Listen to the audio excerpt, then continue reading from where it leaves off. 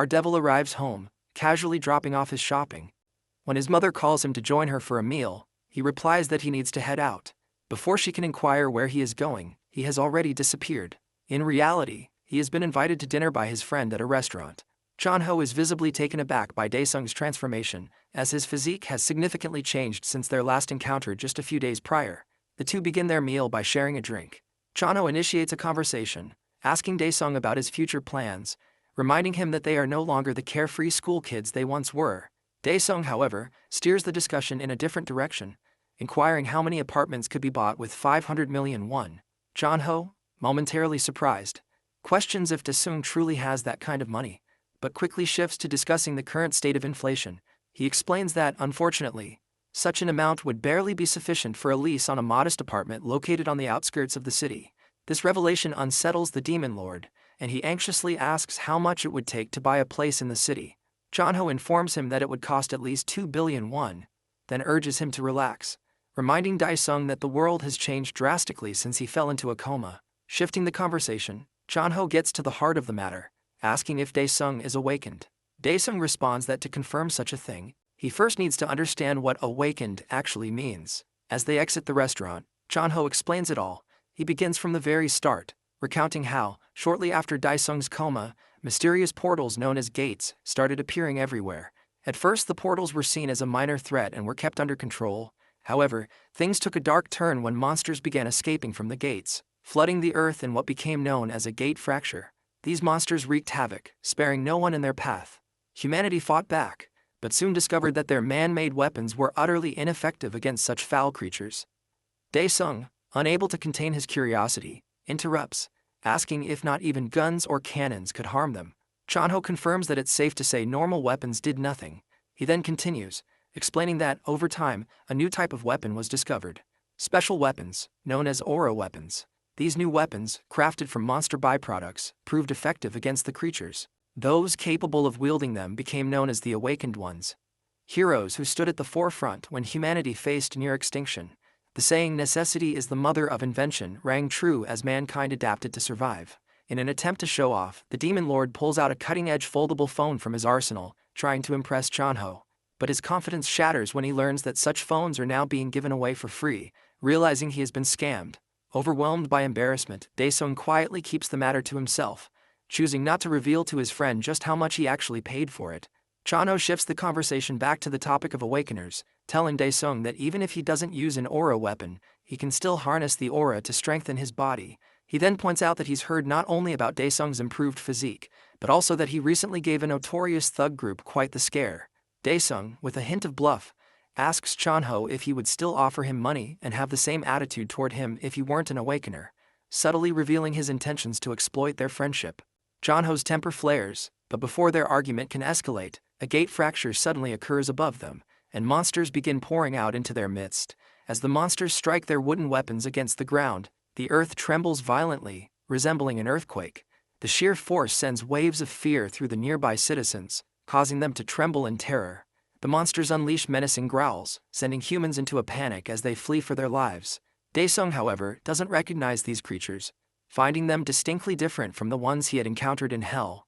Wasting no time, Daesung slams his foot into the ground, breaking off a chunk of the road and hurling it toward the approaching monsters. But before the debris can strike, a shimmering shield materializes, blocking the attack. Chanho quickly reminds Daesung that such weapons are ineffective against these creatures. As one of the monsters closes in on them, Chanho shuts his eyes, convinced they're finished.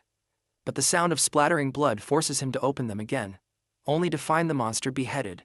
With Daesung standing tall, he had proven, through sheer force, that bare-handed attacks could take these creatures down. Chanho can hardly believe his eyes, but as he watches Daesung effortlessly take down an entire group of monsters, he starts to wonder if his friend has awakened to B-class. However, he quickly realizes that now is not the time for such thoughts. He shifts his focus to the safety of the citizens around them. As panic grips the crowd, he raises his voice, urging the terrified people to follow him, assuring them that he knows the way to safety through the sewer system. Just as the people begin to react, they find themselves encircled by the monsters. A little girl, gripped by fear, starts to cry, and just as she seems about to be attacked, Chanho leaps into action, saving her life at the last moment. Seizing the opportunity, Daesung steps in to dispatch the monster. With a smirk, He mocks Chanho for getting in his way and urges him to find a place to hide, reminding him that he is still exposed in the open.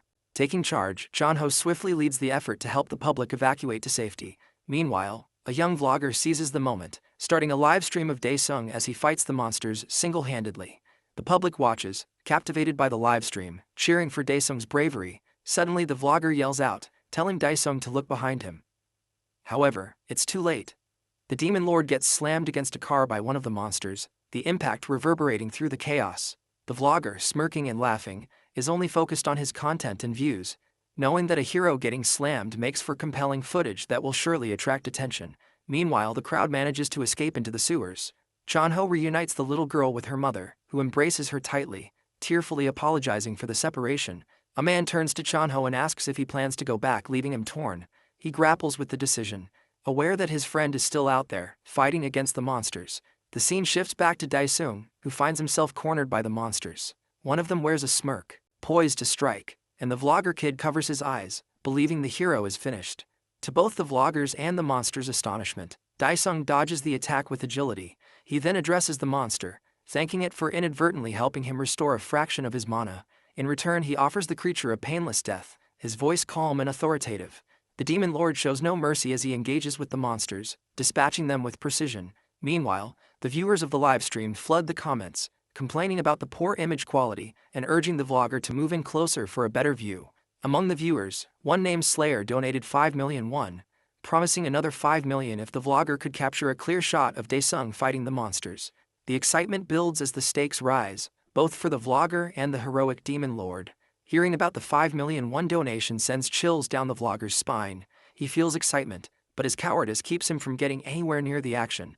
Meanwhile, Daesung continues beheading the monsters with powerful punches, quickly realizing that this relentless fighting consumes a significant amount of his mana. Another viewer comments, offering extra money for a clear picture and requesting the vlogger's email. Overwhelmed by the influx of sponsorship notifications, the vlogger experiences a mix of excitement and anxiety, torn between his desire for fame and the fear of what lies before him. The vlogger receives another donation of 20 million won from a viewer who demands detailed information about the hero battling the monsters, promising even more money in return. The scene shifts to several viewers of the livestream, who are engaged in a bidding war over Daesung. These individuals, clearly hotshot clan leaders, find him both amusing and impressively strong. Their interest in Daesung grows as they witness his prowess, contemplating how they might leverage his abilities for their own gains.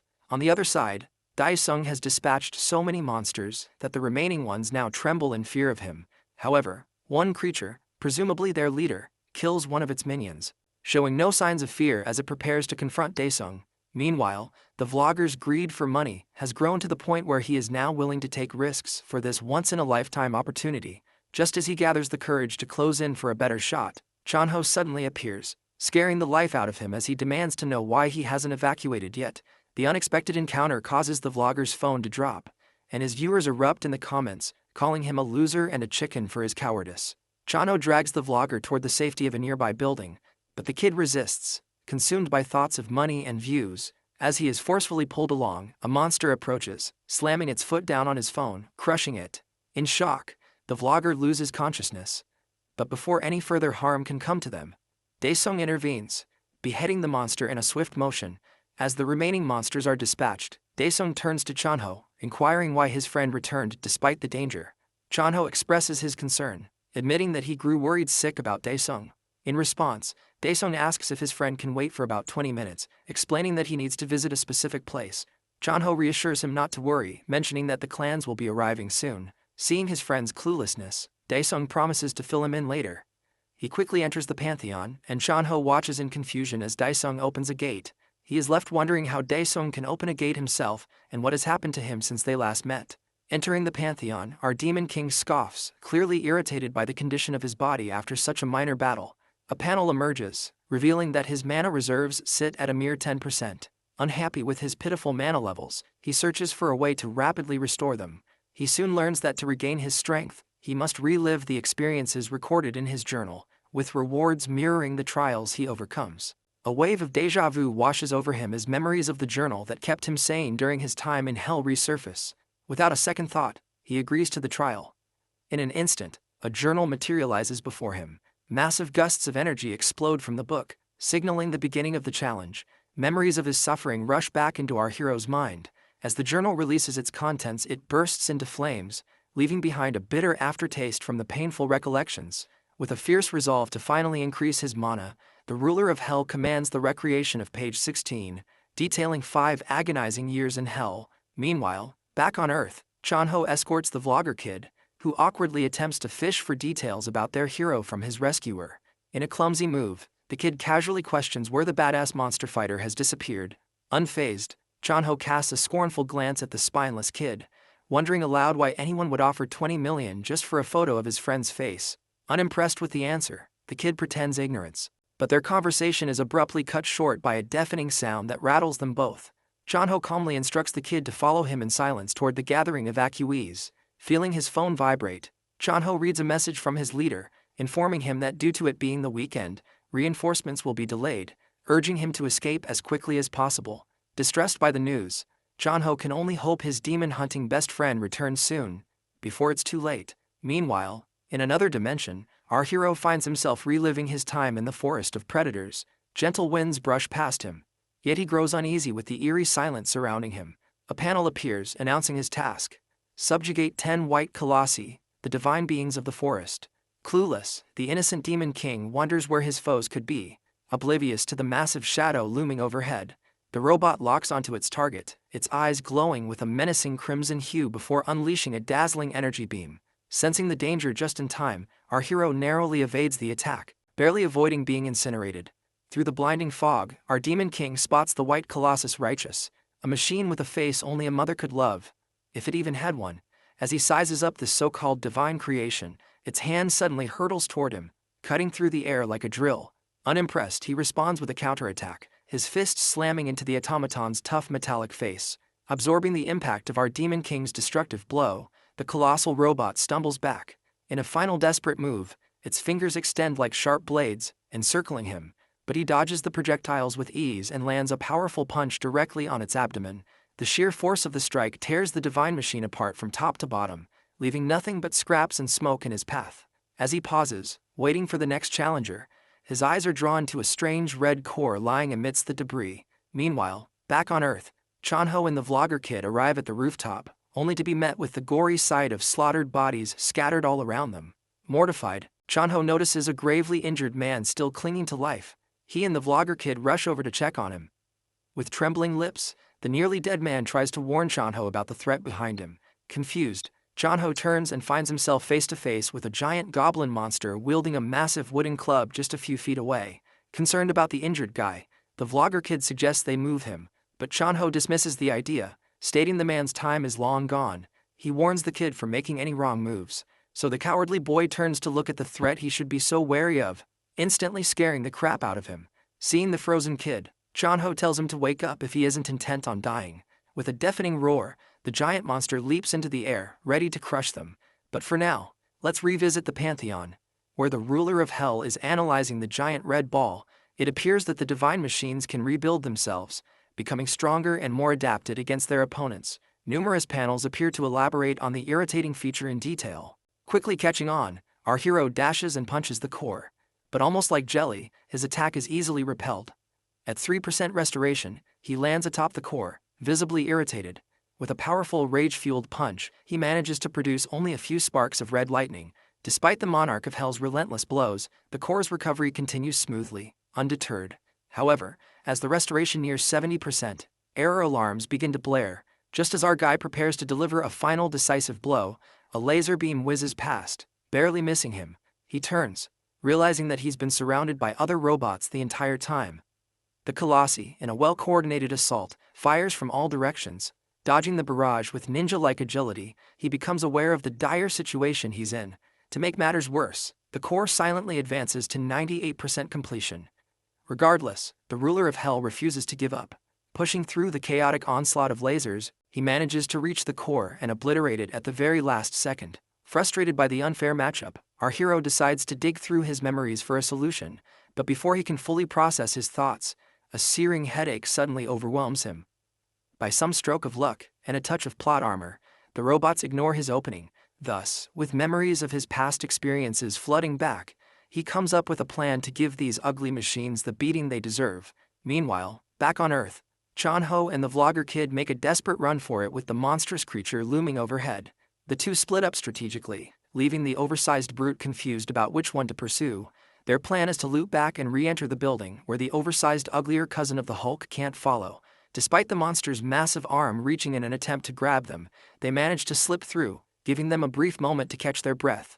When the creature eventually gives up, Chonho seizes the opportunity to make a break for it while he still can. On the other hand, our hero is busy leaping and darting between the divine machines in the other dimension, barely avoiding their relentless laser beams. His objective is to cause as much commotion as possible, drawing the attention of every nearby automaton. Once he's seemingly accomplished his goal, he runs far away from the swarm of heavenly beings, landing in an empty area of the forest.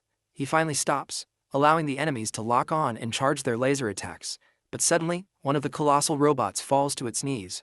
Ignoring their ally, the others prepare for their attack, but our demon lord sits cozy and flips a bird to the brain-dead machines. One by one, the lined-up group of machines topples as the swamp whale reveals the reason behind the forest's name. A giant jaw emerges from the ground and devours the divine machines lined up one by one. Reliving his horrible memories, our boy casually watches from afar as the behemoth of a whale completes the challenge for him. With all 10 heavenly beings defeated, a congratulatory panel appears. In return, he receives his new rewards: enhanced physical abilities with boosted mana reserves and the Dagger of Judgment. As the weapon materializes before him, he inspects its special ability. The system elaborates that the dagger works like a remote-controlled airplane in a 100-meter radius. Now that's a cool birthday present. After testing out his cool new weapon, the ruler of Hell decides to return to Earth. The scene shifts to a news broadcast from when the gate first opened. The anchor solemnly reports on the tragic fracture that has claimed many lives. He consults a pale professor, who looks like the uncle who brings politics to birthday parties, for a solution. The man points fingers at the Awakeners Association, claiming they are to blame for the disaster. He remarks that they take too many vacations and just put off problems when there's a shortage of hunters. He stresses that fractures do not care if the hunters are chilling in Hawaii or on duty, so they should be held liable. We then see a guy with a man bun watching the news on his phone, annoyed at the professor. Frustrated, he comments that the association hunters are paid peanuts compared to the clans. Hearing his partner's whining, the team leader next to him tells him to focus on making results right now, or they could lose their jobs. But their conversation is cut short when they hear breaking news of a certain Awakener having single-handedly dealt with the monsters. Back at the disaster site, Vlogger Boy and Chonho hide in a room, anxiously awaiting a rescue squad. Suddenly, a series of loud noises grab their attention as the entire room begins to tremble. They cautiously attempt to peek outside, but before they can fully grasp the situation, the roof collapses, scaring the daylights out of them. Overwhelmed with fear, Chonho wonders if their time has come. But turns out, it's just a starving Daesung standing triumphantly on the extra-large Hulk's beheaded remains. Chonho is delighted to see his friend when he most needs him. Despite his terrible condition, our boy smiles coolly. Noticing something off, his bestie asks if he's okay. Groaning in pain, the ruler of Hell commands the fast food kid to cook up some meat for him. The two stare at him, speechless, going crazy about him wanting to enjoy a grilled burger in a do-or-die situation. With no chicken in stock, our demon connoisseur analyzes if the monster meat is edible. He begins chowing down, making the other two nearly bend over and heave their empty guts out. Fortunately, a soldier shows up, making the vlogger boy euphoric that he will survive. While our hero silently enjoys his meal, the soldier ignores the boy, viciously expressing his gratitude to him, and states in awe. Before he can realize it's monster guts, Chonho comes in and distracts the soldier. Introducing his pal, Chonho pulls away our hungry hero and urges him to eat his fill later. Unexpectedly, the soldier changes his attitude and explains they can't simply leave.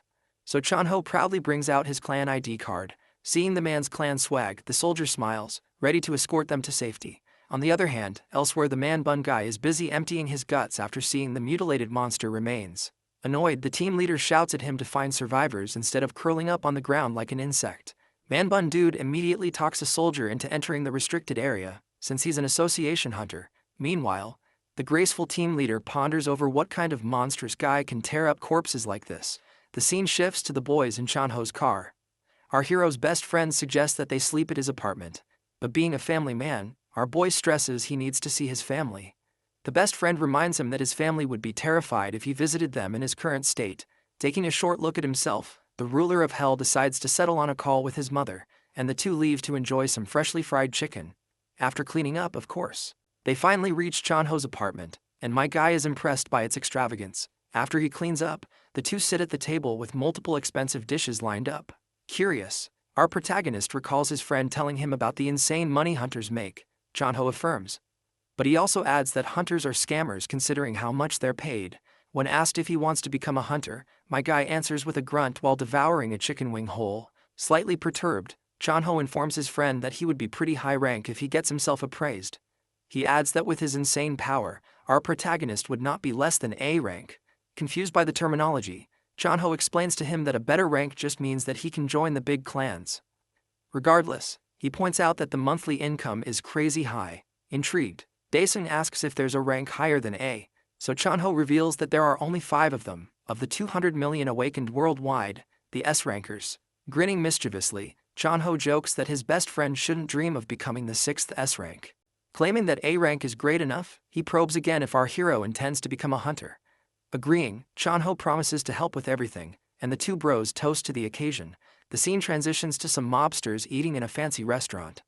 A strange guy with long hair repeats his words to a bald gangster, who is terribly scared of him. The guy repeats himself, wondering if he is correct that a whole organization was taken down by the single hooded boy on his tablet. Wiping his lips elegantly, he jokes that it truly is embarrassing. The brown-haired man, manager of the Hongma clan, Lee Seokwoo, gets up and asks why Baldy didn't run away and come crying to him, one of the good guys. Baldy begs, trembling intensely as the guy puts his hand on his shoulder. With a chilling look on his face, he then asks if Baldy is vibrating because of the dead body across the room, making the gangster sweat bullets. Tearing up, Baldy pleads with Seokwoo not to execute him like the body lying just a few meters away. Gently petting Baldy's head, Seokwoo calmly explains that all he cares about is the stolen money. He makes it clear he plans to take the gang's hidden stash as well. But Baldy, paralyzed by fear, plays dumb. Terrified, Baldy remains silent as Seokwoo quietly decides his fate. Unexpectedly, the long-haired man steps away, claiming to trust Baldy's word, but of course, mere moments after expressing gratitude for the information, the evenly shaved bald head in Seokwoo's hand explodes. Seokwoo barely acknowledges the gushing fountain of blood as he casually picks up his tablet. Showing a picture of Daesung, he orders a woman lurking in the shadows to hunt down the culprit neatly. Meanwhile, our boy finally visits the Hunters Association. Chanho advises him to enter the awakening test, but when our guy brushes him off, Chanho reminds him to speak formally, unless he wants to look like an outcast. Nervous like a dad waiting for his kid's test results, Chanho requests that he text him the outcome once it's done. Approaching the front gate, our boy surveys the odd crowd of weirdos who've also come to apply. Focused on the paycheck, he brushes off his peers and heads straight into lab number 3. After securing a spot in the waiting line, he checks his phone and sees a message from his mother, asking when he'll be coming home. Not wanting to worry her, he responds that he'll take a shower and be home. Very slowly. Like all moms, she also asks if he's eating well, making our boy smile and look forward to heading home even more. His wholesome moment is cut short when a clerk informs him that it's his turn. With that, a delusional old man starts whining that he's awakened. Despite the employee's reassurances that the meter is functioning properly, the old man refuses to stop his loud complaints. He goes on to claim that losing his hair overnight is proof of his awakening, causing everyone, previously annoyed, to burst into laughter. The stubborn man declares he won't budge until his complaint is acknowledged. Growing tired of the wait, my guy grabs the man's shiny scalp and silences him with an overwhelming aura. Even then, the old man persists, insisting the meter really is broken. So the gracious Demon King gives him the benefit of the doubt, and a hunter offers to check it personally. As he hovers his hand on the orb, it sparks and turns green, showing that he is a C rank. Embarrassingly shut down, the old man sweats profusely. The clerk lady gladly shows the geezer his way out. Clearly shown to be a moron, the old man keeps whining in denial and makes our boy cringe. Finally, his turn arrives. The clerk lady gossips to her colleague about our hero perhaps being the top rank of the day, since she saw his terrifying aura, but he just dismisses her with a bonk on the head. So with the full support of the cute clerk lady, our hero approaches the manometer. A sudden chaos unfolds at the Korean Hunter Association, with commotion erupting all around. The branch manager begins receiving urgent calls, directing him to visit examination room 3 on the 6th floor immediately. Growing suspicious at the abrupt nature of the call, he wonders if perhaps a 6th S-rank hunter has awakened. However, he quickly dismisses the thought, considering it impossible. Upon reaching the 6th floor, he makes his way to examination room 3, only to find a large crowd already gathered there. Pushing his way through the throng of people, he finally sees what has caused the disturbance. The crystal meter orb is shattered, resembling the fractured shell of an egg. The manager grows anxious and immediately seeks an explanation from his employees about the situation. The staff quickly fills him in that a man named Dae-sung had placed his hand on the crystal ball for examination. At first, the colors within the orb flickered unpredictably. Then, without warning, it exploded in a burst of smoke, leaving both staff and onlookers in sheer confusion. Frustration builds within the manager as he responds, insisting the explanation could be as simple as a defective meter. However, the staff points out that they used 3 different crystal meters, and each had met the same fate. Hearing this, the manager concedes, realizing it is impossible for all of them to be faulty. Meanwhile, our boy anxiously hopes he won't be asked to compensate for the 3 shattered crystal balls. With that worry on his mind, he turns to the manager and inquires about his results, only to be met with the manager's confusion. The manager then informs Dae-sung that continuing to use additional meters could lead to the same explosive outcome. He mentions that this is the first time they've encountered such an unusual situation, and because of this, they would have to make a borderline judgment. He goes on to explain that in cases where the crystal ball fails to provide a proper assessment, the results of the license test alone will suffice to evaluate him. Normally, the test would be just one part of the rank determination process, but in Dae-sung's case, it will serve as the sole deciding factor. Dae-sung, still unsure, questions the reliability of the license test. Before anyone else can answer, a staff member steps in with a detailed explanation of how the examination system functions, assuring him to ease his concerns on that matter. With nothing else left to do but wait, the Demon Lord gives a nod, accepts their proposal, and quietly takes his leave. The branch manager finds the entire situation troubling, still trying to make sense of what transpired. Meanwhile, the clerk, who had earlier discussed the crystal ball's mechanism, suggests a theory. She proposes that the crystal ball might be incapable of measuring power beyond a certain threshold. The manager, growing more curious, asks if she's implying that Dae-sung could be at a triple S rank. To this, the clerk nods in agreement. However, her colleague quickly mocks the notion, pointing out that while anything is possible in this unpredictable world, he seriously doubts the idea of Dae-sung reaching a triple S rank. The scene shifts to Dae-sung as he steps out of the Hunter Association building, his thoughts still on the events that just transpired. His phone rings, and it's his friend Chanho on the other end. Dae-sung informs him that he's been given borderline status for the time being. Finding the situation odd, Chanho asks if the meter got stuck. Dae-sung, with a hint of amusement, explains that it actually broke for some reason. Knowing Dae-sung's tendency for chaos, Chanho jokes about whether he's been messing around, but quickly dismisses the idea, figuring it shouldn't have been possible. Dae-sung assures Chanho that he followed the instructions carefully, placing his hand on the meter, just as he was told. At this, Chanho retorts, mentioning that he had a gut feeling something strange would happen from the start. Dae-sung promises to share more details about the exam later, and with that, the call ends. Moments after hanging up, however, the Demon Lord's sharp horned senses kick in. He immediately detects the presence of a sniper positioned far away, finger already resting on the trigger, aiming straight at him. The sniper lady mumbles about Dae-sung, noting that he does not appear strong at all. She feels confident that he will be finished with just one bullet, despite his supposed strength. However, just before she can pull the trigger, she notices something amiss and becomes taken aback upon realizing she has been discovered. It feels impossible to her, as no hunter has ever managed to spot her before. Dae-sung points to his head, his face reflecting anger, and urges her to take a look. The sniper experiences fear, for not only has she been noticed, but Dae-sung's voice now reaches her from this distance. She trembles in fear but quickly gathers herself to pull the trigger. An explosion erupts and the sniper feels a surge of happiness, confident that she has succeeded in the murder. However, as the smoke begins to clear, Dae-sung stands there, completely unscathed. Despite the sniper lady using an aura bullet, it appears utterly ineffective. Feeling scared, she contemplates a retreat.